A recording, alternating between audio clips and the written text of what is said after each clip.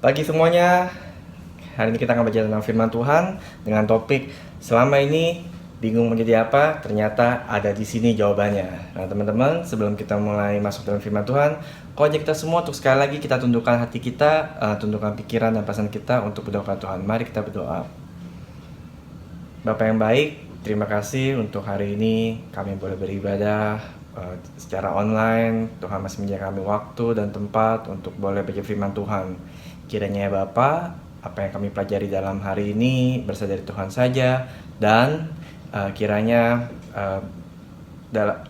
setelah hari ini kami bisa belajar untuk jadi anak Tuhan yang lebih mau taat dan lebih mengikuti kehendak Tuhan. Hanya di dalam nama Tuhan Yesus Kristus, Allah kami yang baik, kami sudah berdoa dan ucap syukur. Amin. Baik teman-teman, hari ini kita bicara dari Efesus 2:10, di mana Koko akan mengajak kita semua untuk menjawab pertanyaan, kalau udah gede, kira-kira saya harus jadi apa sih? Saya jadi orang seperti apa?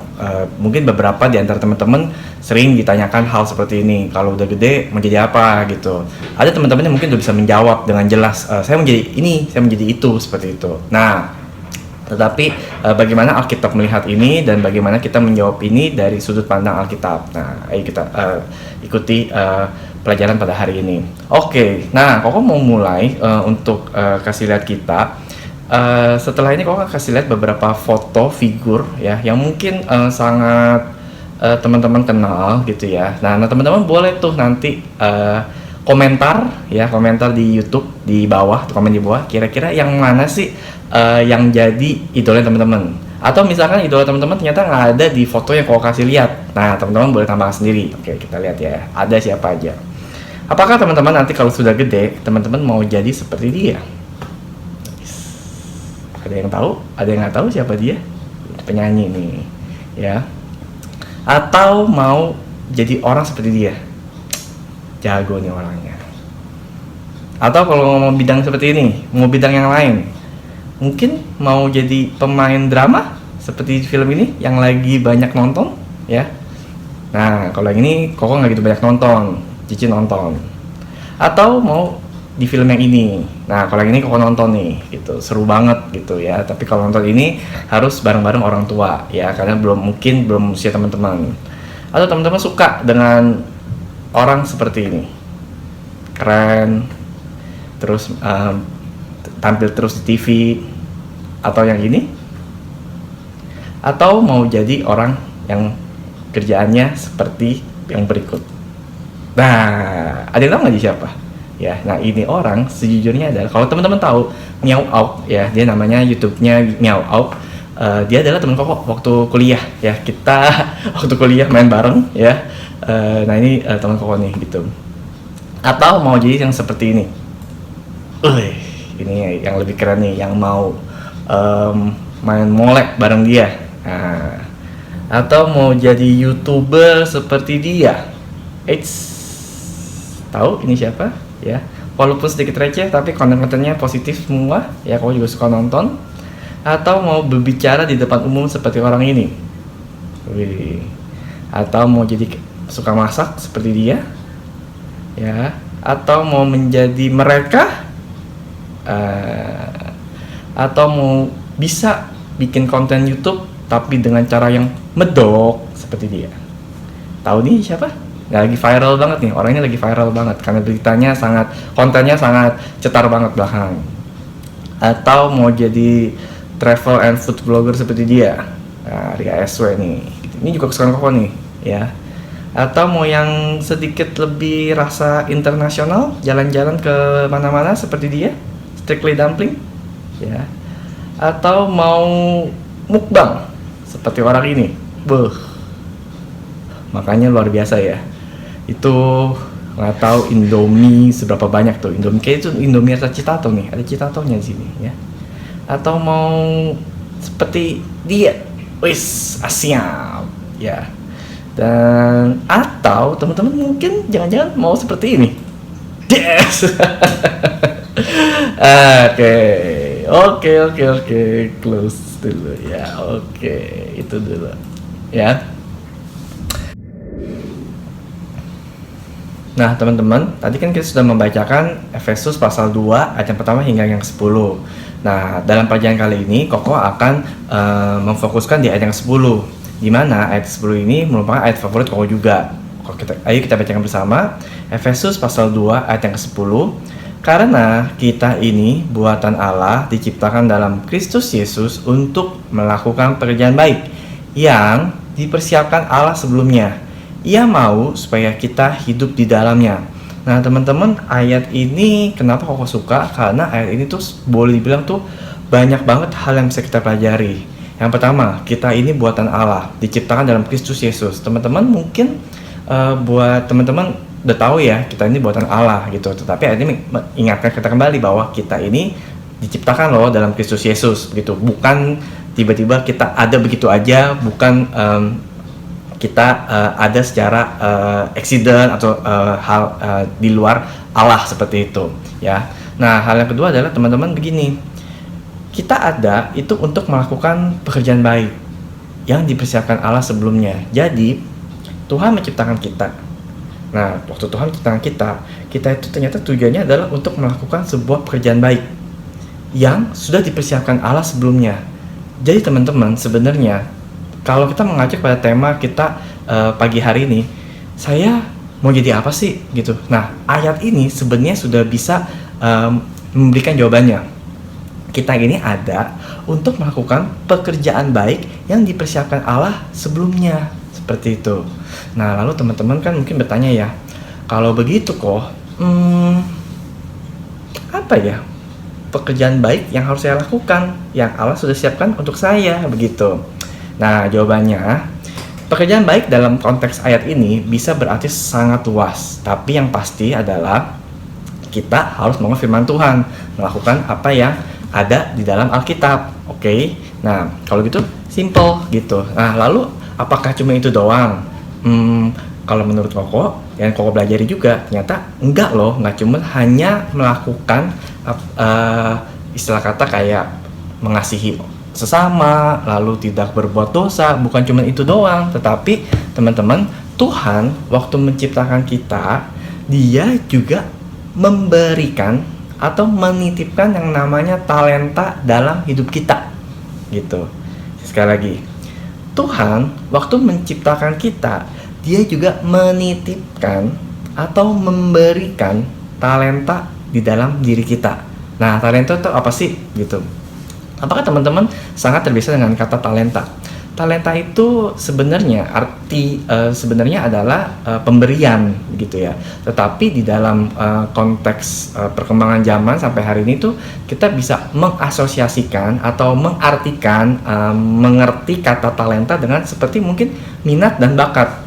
Ya, jadi mungkin talenta dengan kata minat dan bakat mungkin itu boleh dibilang dalam hari ini kita bilang sama ya. Jadi teman-teman nggak usah bingung, kata talenta, kata bakat, kata minat ini bisa jadi hal yang sama seperti itu. Nah, Tuhan sudah memberikan talenta pada diri kita begitu.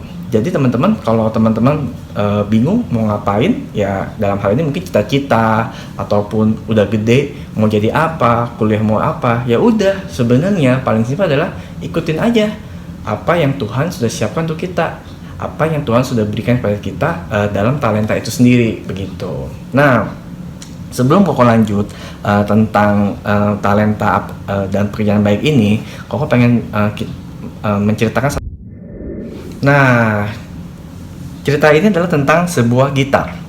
Jadi Alkisah, ada seorang gitaris, dia sedang pergi menuju ke satu tempat ya, tetapi sebelum menuju tempat ini dia harus transit di satu desa seperti itu.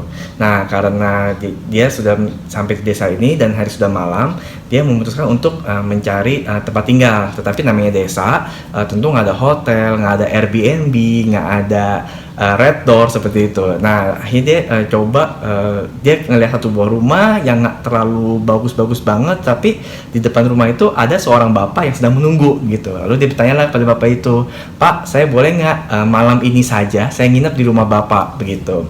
Nah, lalu bapak ini orang yang sangat murah hati, terus melihat gitaris ini, dia bilang, "Yaudah, boleh deh, silakan nginep di rumah saya gitu. Kalau belum makan juga boleh makan, boleh mandi segala gitu." Wah, gitaris ini sangat terbantu sekali ya.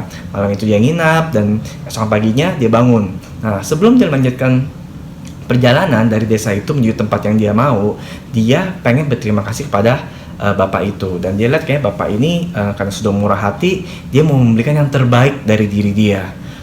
Dia lihat adalah yang terbaik yang dia punya bukan uang, tetapi gitar yang dia pegang, begitu. Gitar yang dia pegang nih, walaupun gitarnya mahal, gitar ini mereknya Gibson. Jadi kalau teman-teman cari gitar Gibson, itu adalah gitar yang sangat mahal dan sangat bagus begitu.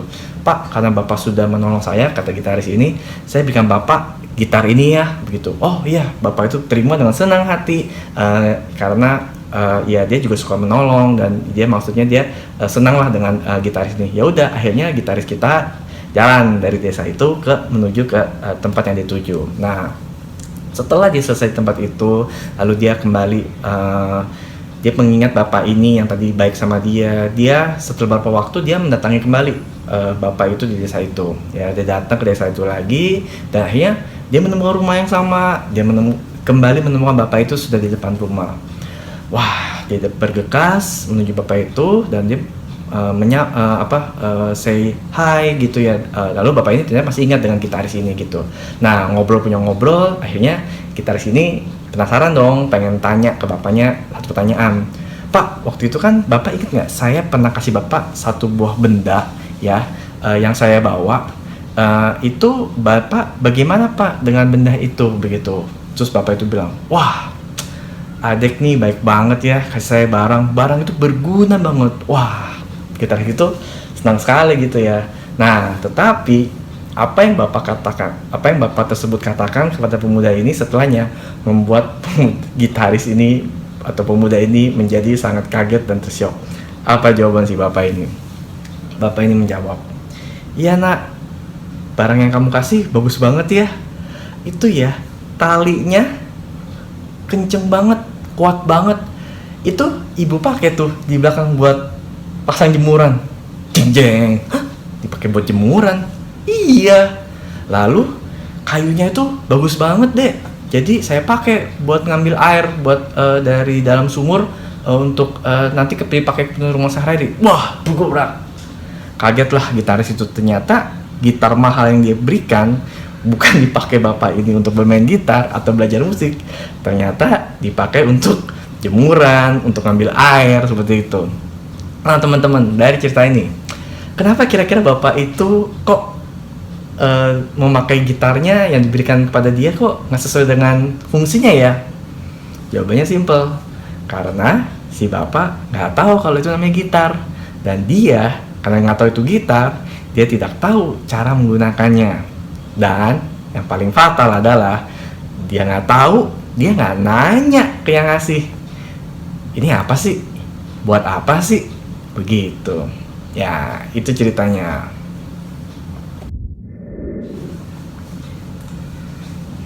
Nah teman-teman, balik ke ayat kita yang kita pelajari teman-teman ya. Mungkin selama ini kita tuh seperti bapak tersebut, kita sebenarnya sudah menerima talenta dari Tuhan, tetapi kita nggak pernah tanya tuh, apa sih yang talenta Tuhan kasih ya. Kalaupun kita tahu kira-kira, tapi apakah kita sudah memakai talenta itu sesuai dengan apa yang Tuhan mau, begitu. Nah, ini menjadi sebuah pertanyaan yang harus kita jawab. Kita udah tahu belum talenta Tuhan yang Tuhan sudah kasih pada kita? Yang kedua, kita udah memakai belum sesuai dengan apa yang Tuhan mau? Nah teman-teman, itulah yang kau pikir adalah kita harus belajar hari ini adalah menemukan apa sih yang Tuhan mau dalam hidup kita ya, sehingga waktu orang nanya kita mau jadi apa di masa depan, kita punya jawaban, kita punya iman bahwa saya pengen menjadi orang yang mengembangkan talenta yang Tuhan. Nah, seperti lagu yang tadi juga kita sempat nyanyikan, bagaikan bejana siap dibentuk. Nah, kalimat berikutnya apa?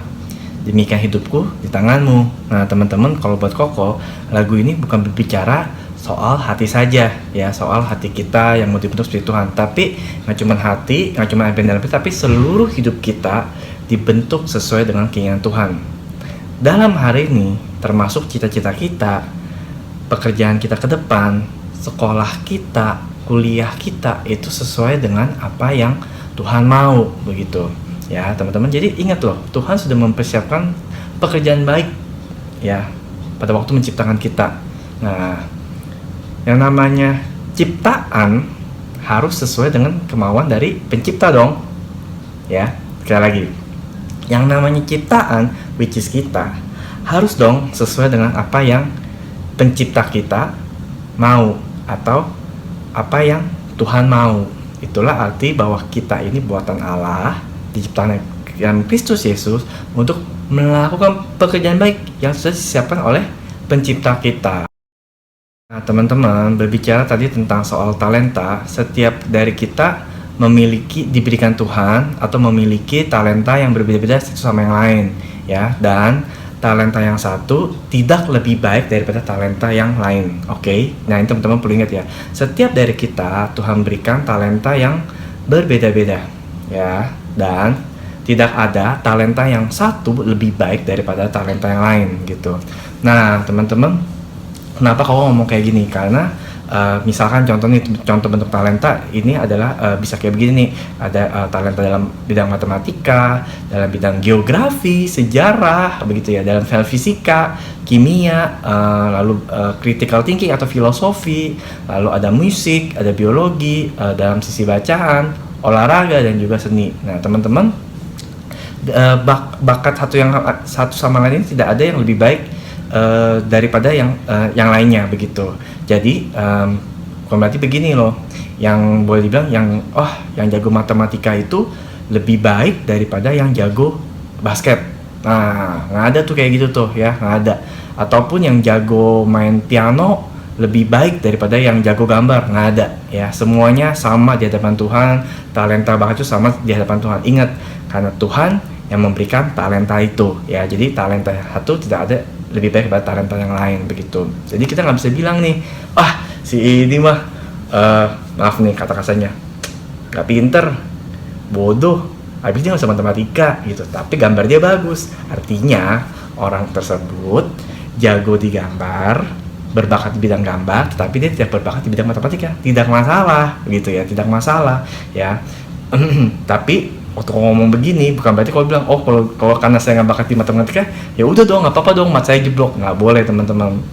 Buat kamu begini, kalau soal sekolah, kalau kamu suka dengan pelajaran tertentu, let's say pelajaran menggambar ataupun pelajaran bahasa, ya udah untuk dua pelajaran itu kamu harus sebaik mungkin.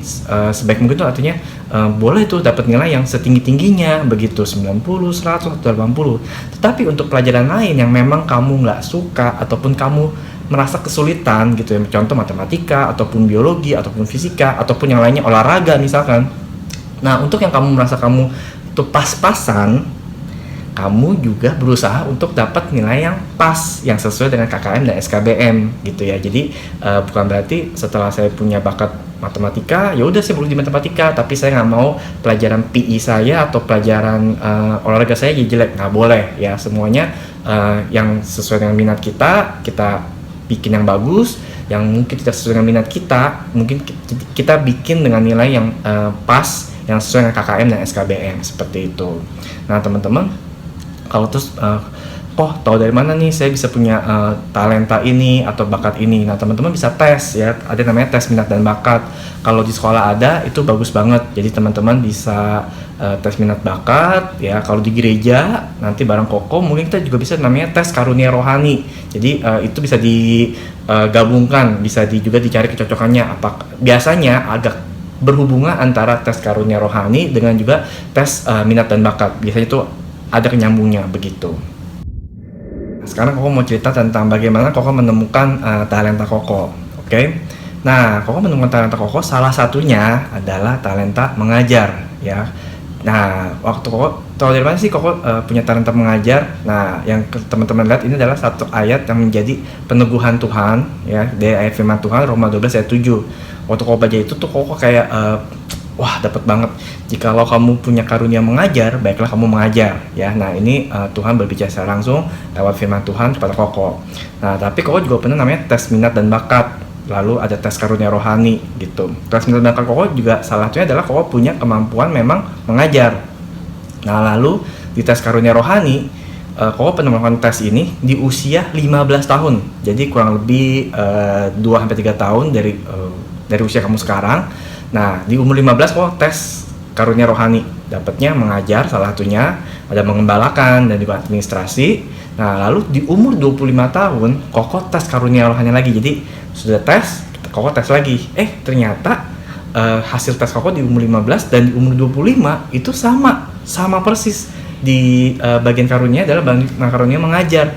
Nah, itu adalah seperti sebuah konfirmasi bahwa ternyata memang Koko punya minat dan juga berbakat dalam mengajar begitu. Nah, tapi teman-teman, kita juga bisa mendapatkan konfirmasi itu nggak cuma dari firman Tuhan, dari tes minat bakat, tes karunia rohani, plus dari teman-teman dekat atau mentor atau pembimbing kita. Jadi mereka juga boleh menilai kita. Jadi ini juga poin yang penting nih. Kita nggak bisa, sorry to say nih, kalau cuma dari Alkitab mungkin kita bisa salah baca. Tes minat bakat, tes karunia rohani, mungkin kita kegeeran. Tetapi kalau dapat konfirmasi dari teman-teman dekat ya, kalau nggak bilang semua orang, teman-teman dekat kita, dari mentor kita, dari pembimbing kita, dari guru kita, dari orang tua kita, begitu ya. Itu tuh seperti menegur kita bahwa, oh iya, di kasus Koko, mereka bilang, oh iya memang Dennis itu ada kemampuan yang baik dalam mengajar, bisa mengajar seperti itu. Nah, itu konfirmasi dari Koko. Nah, sampai hari ini, contoh yang lain, mereka konfirmasi bahwa Koko itu punya bakat mengajar, dan mereka nggak pernah ngomong tuh kalau Koko Dennis punya bakat di menyanyi begitu ya. Jadi tidak ada satupun di sekitar Koko ataupun tes minat bakat yang bilang bahwa Dennis punya bakat menyanyi. Nggak pernah ada. Yang ada, jadi gini, Koko cerita, Koko pernah diajakin satu orang untuk pelayanan di kebaktian umum menjadi singer. Terus Koko ketawa, Koko bilang, buat Koko jangan menyanyi, karena memang Koko nggak bisa menyanyi dengan sangat baik lah begitu. Jadi nyanyian Koko tuh sangat pas-pasan banget gitu ya, hampir fals lah gitu ya, hampir fals begitu, seperti itu ya. Nah, waktu Koko cerita ke teman-teman Koko, waktu Koko diajak pengen singer ya, mereka ketawa aja karena mereka tahu kalau Koko Dennis itu nggak bisa menyanyi gitu dengan baik gitu. Jadi ya udahlah, ngapain diambil gitu, karena juga itu masih banyak orang lain ya, juga Koko ngambil karena masih banyak orang lain yang bisa menyanyi jauh lebih baik daripada Koko Dennis. Ya it's okay gitu, nggak apa-apa juga seperti itu ya. Nah, itu adalah cerita Koko Dennis bagaimana mendapatkan konfirmasi tentang Tuhan kok menjadi Koko jadi seperti apa, adalah Koko mengajar. Nah, sampai sekarang kan Koko juga akhirnya mengajar bareng di hadapan kamu semua seperti itu. Mari kita lanjutkan ke bagian yang berikutnya. Nah, teman-teman, untuk menjadi pekerja Tuhan, anak Tuhan yang mau melakukan pekerjaan Tuhan, Koko suka memakai gambaran sarung tangan gitu. Nah, sarung tangan kalau mau dipakai dia harus bersih. Ya, dia harus bersih. Teman-teman nggak ada kan yang mau pakai sarung tangan yang udah kotor seperti itu. Nah, menjadi yang bersih maksudnya adalah dalam Efesus 4, Paulus menasihatkan jemaat di Efesus untuk mereka meninggalkan manusia lama mereka dan mengenakan manusia yang baru.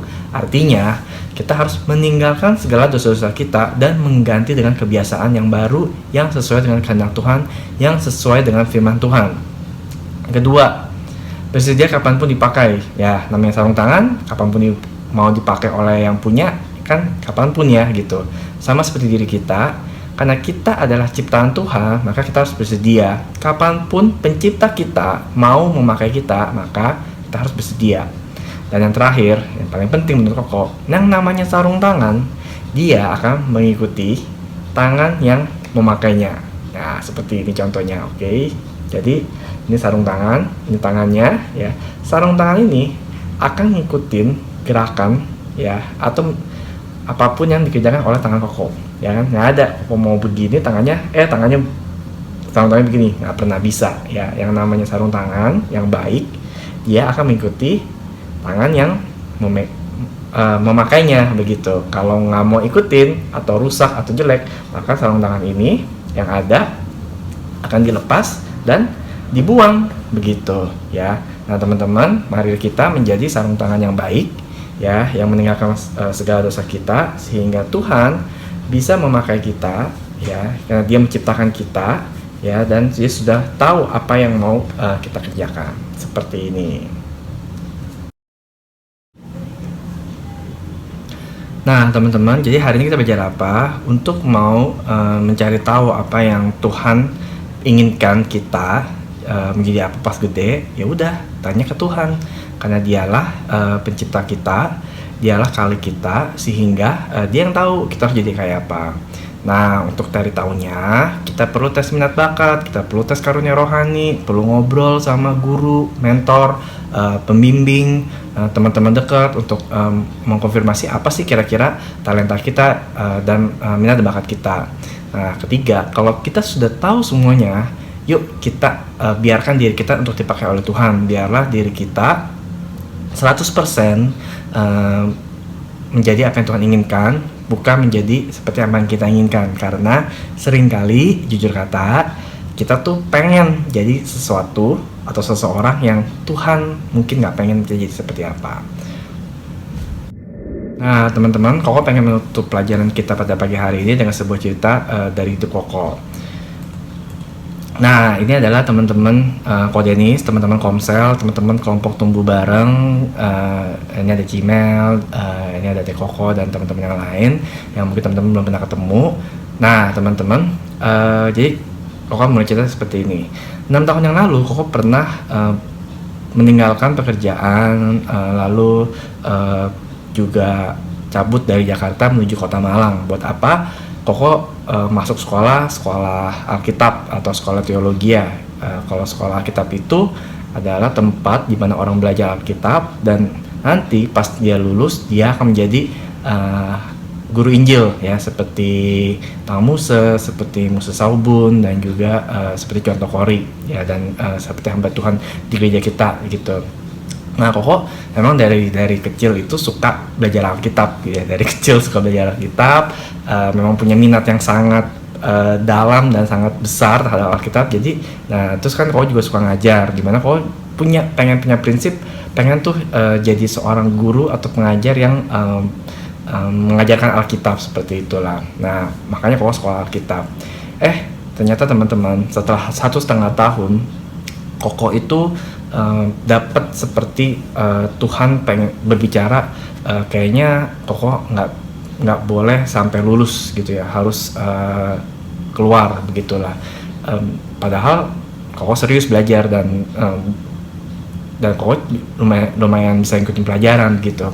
Tapi Tuhan berkata lain. Tuhan bilang kayaknya Dennis nggak boleh nih lanjut sampai selesai dan harus balik ke Jakarta. Nah, tetapi dalam mengambil keputusan itu, Koko nggak sendirian. Sama seperti waktu Koko pergi, Koko juga nggak sendirian. Koko ngobrol sama mentornya Koko, pembimbing Koko, lalu teman-teman komsel yang ada di sini, begitu. Kita sama-sama berdoa dan bergumul. Nah, ini memang memutuskan untuk keluar 1,5 tahun setelah selesai belajar. Koko balik ke Jakarta di situ ya.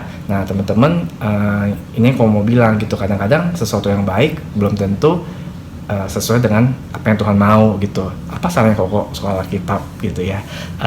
Kan bukan sekolah mafia gitu. Maksudnya bukan sekolah jadi penjahat gitu ya. Jadi sekolah Alkitab loh gitu. Tapi ternyata bukan itu yang Tuhan mau ya. Ko Dennis nggak perlu belajar sampai sekolah, tetapi ya udah, itu menjadi sebuah perjalanan dalam hidupnya Ko Dennis gitu. Kalau sebenarnya teman-teman, lucunya begini. Ya, jadi akhirnya aku pulang ke Jakarta, lalu menikah sama Cimel segala gitu, dan akhirnya mengajarlah di GKBJ Saman Hudi, mengajar di pra-remaja seperti itu. Artinya teman-teman, kalau hari itu jadi hari itu tuh mungkin 4 tahun yang lalu, kan 1,5 tahun dari 2014, kalau Koko tidak taat, tidak peka, tidak mencari suara Tuhan, kita tuh nggak akan pernah ketemu gitu. Kemungkinan besar kita nggak akan pernah ketemu gitu. Koko nggak akan mungkin ada di GKBJ Saman Hudi hari ini begitu ya teman-teman. Lucu banget gitu ya, pada waktu kita taat, ternyata Tuhan sudah menyiapkan hal yang lainnya. Bukan sudah sih, Tuhan sudah tahu sebelumnya, tapi tinggal kita mencari tahu, tinggal kita mau peka atau enggak gitu. Dan Koko nggak cuma berdoa, nggak cuma saat teduh saja, tetapi juga berbicara atau meminta pendapat dari mentor, dari pembimbing, dan juga dari teman-teman konsel gitu, dari teman-teman yang bisa mendukung Koko gitu. Nah, teman-teman, Itu cerita dari Koko. Biarlah teman-teman semua hari ini bisa belajar dengan bahwa kita ini buatan Allah, diciptakan dengan Kristus Yesus untuk melakukan sebuah pekerjaan baik yang sudah disiapkan sebelumnya, dan kita mau hidup bersama Tuhan, hidup di dalam Tuhan, hidup menjadi seperti apa yang Tuhan mau. Oke, itu aja untuk hari ini. Mari sama-sama kita berdoa menutup pelajaran pada pagi hari ini. Bapak yang baik, hamba-Mu sudah selesai berbicara. Biarlah kami semua boleh belajar dari firman Tuhan. Biarlah Tuhan yang boleh meneguhkan firman-Mu dalam diri kami. Kami memohon biarlah Allah Roh Kudus boleh meneguhkan hidup kami dan memimpin hidup kami sepanjang hingga kami bertemu dengan Tuhan. Ya Bapak, juga Tuhan kiranya boleh menjaga kami semua di tengah-tengah virus corona pandemik global ini. Biarlah Tuhan yang boleh sertai kami. Engkau yang tahu ya Bapak setiap pergumulan kami. Biarlah Engkau yang juga memberikan kami jalan keluar. Hanya di dalam nama Tuhan Yesus Kristus, Gembala kami yang hidup, kami sudah berdoa ucap syukur. Amin. Oke semuanya, bye-bye. God bless you.